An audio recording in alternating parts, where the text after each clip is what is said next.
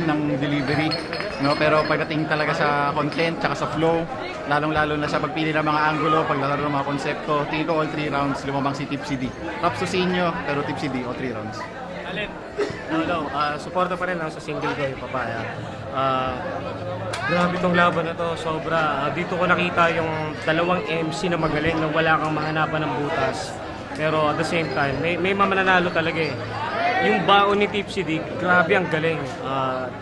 Round 1, doon ko nakita yung ano siya eh, parang grabe yung baon na, lyricist siya eh. Tapos sa round 2, binigay ko sa inyo dahil yung time machine niya parang galing ng ribat.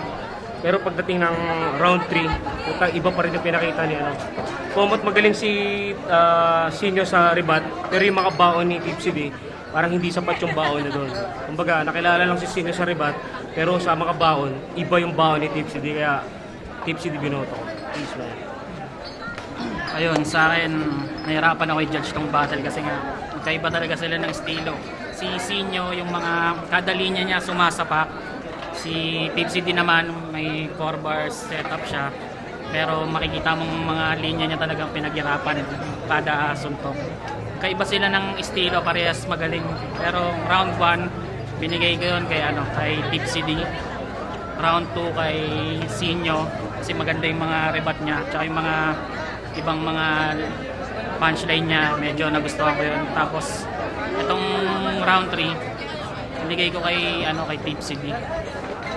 Talagang makikita mo masusukat mo yung marami sila parehas na punchline, marami silang tira, pero mas nabigatan ako sa mga banat ni Tipsy.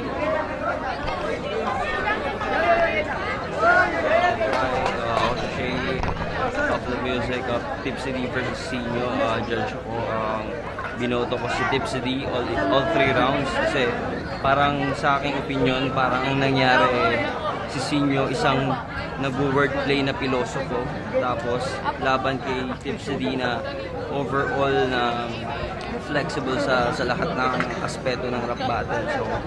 So sa madaling salita, mas kumpleto si Tipsy D lalo na sa pinakita nila, mas maganda yung setups tsaka yung pagkakagawa ng pagkakakonstruct. So Tipsy D. Pero props kay Sinyo, ang laki ng improvement, ang galing nila.